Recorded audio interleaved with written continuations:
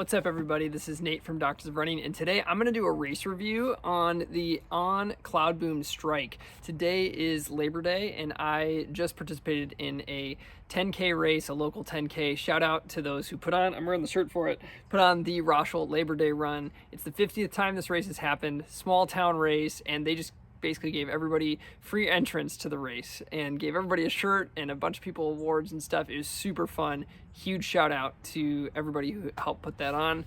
Love our running community here. So what I want to do first is run through a couple of the specs, some of the things that make this shoe unique and interesting, and then I'm going to do a lot of comparisons to other shoes that I have raced in. So this is the Cloudboom Strike. It's a shoe that's coming in at $280. It's got a 4mm drop with 39.5 millimeters in the heel, 35.5 in the forefoot, and weight is coming in pretty close to what a lot of other racing shoes are at. 7.6 ounces or 215 grams in a men's size 9, or 6.6 ounces and 187 grams for a women's size 7. And the other thing that makes this shoe unique that I want to hit on before we go into the normal stuff is the way that they did their insert. So if we take out the insert of the shoe, you can see that what they did is create the spoon of the plate is adjacent to what's going on with the insert. So you have a much thicker forefoot insert and a thinner part of the heel. And that means that when you look inside the shoe, you can see the carbon plate. And so you have it much closer to your foot in the heel. It's got a little bit of that S shape to it. And then it's gonna be a little bit more foam between you and the plate. So that's definitely a unique feature of the shoe, using the insert as a way to do it, which means you can't really switch out the insert if you want the shoe to run the way they designed it to go.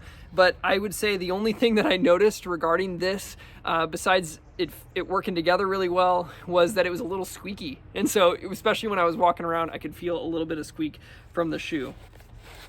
So otherwise, what I wanted to point out was a little bit regarding the construction, the overall rocker profile, and things like that. So if we look at this shoe, it actually looks like there's a lot less foam underneath your foot, and that's because, like I just showed you, the insert has a lot of foam underneath it.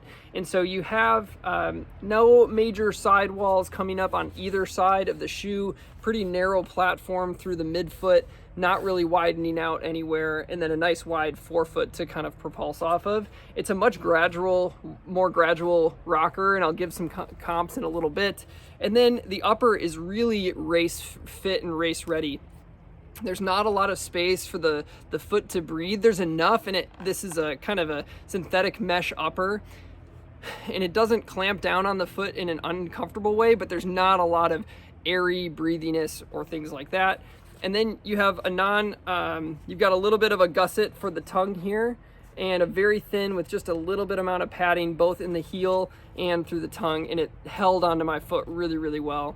For those who are curious, this is my first race back where I really raced in over a year with the foot injury that I've been going through. Ended up running around a 6:45 pace on average over the 10K, just if you're trying to compare what type of runner I am to you. I also, for those who are curious, am a rear foot striker and land a little bit more towards the midfoot. I wouldn't say I reach out far in front of me. I don't necessarily overstride, but I definitely hit my heel first on the posterior lateral heel, which is typical for a majority of runners.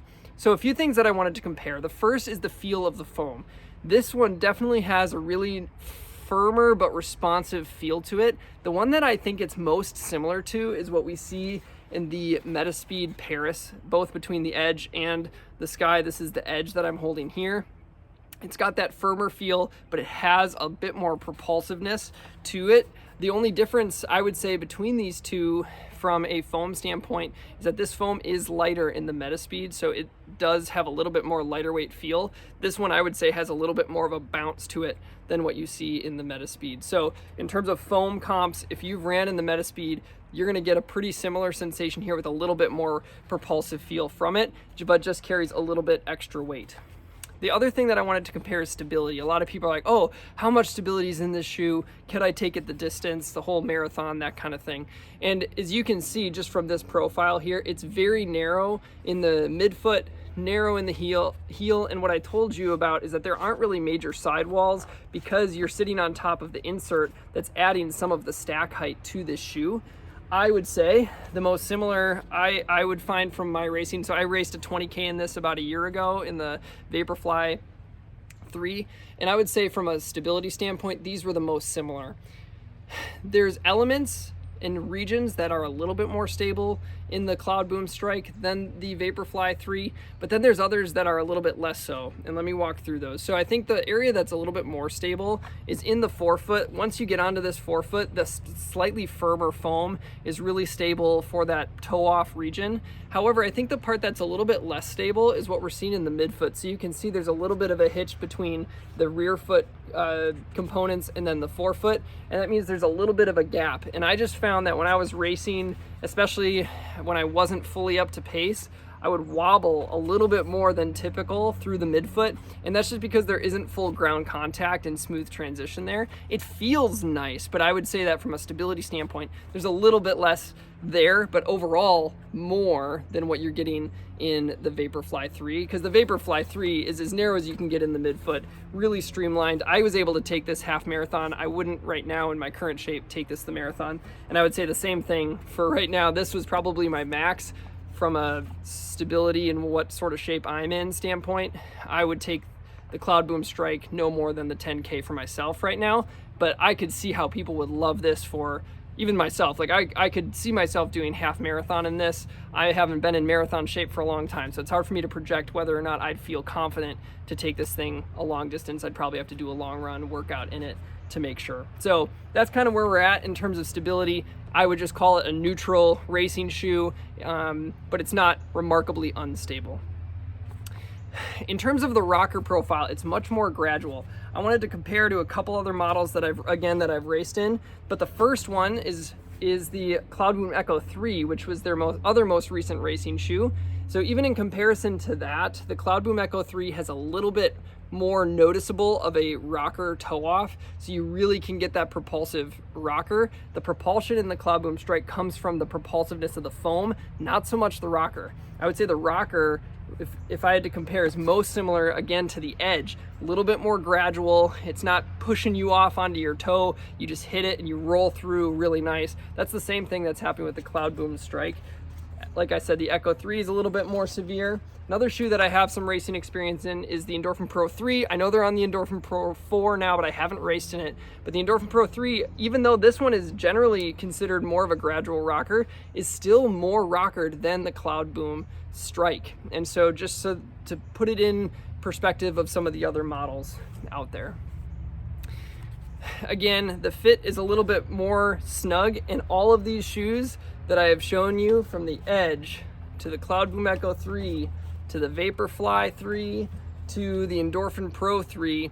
All of those have more space in the forefoot than this shoe, but I honestly don't think it would be a problem. It just is very secure, very snug, but if you're somebody who needs a little bit more space in the forefoot, you'd want to try this on before you would take it out for a race. I really liked it in terms of length. The rocker profile worked really well for me. It was a fun race, fun way to get back, and I think that this is a shoe that, again, On is coming in at a higher price point than a lot of the other shoes out there, but I really like how thoughtful they did with creating the insert in a way to add the profile of the foam. What I don't know is that if there is any impact from a running economy testing standpoint where they found that that's beneficial versus not beneficial. We don't have that sort of data. What we do know about plates is that typically the closer they are to the foot, the more impact they have on running economy. And so they definitely kept it really close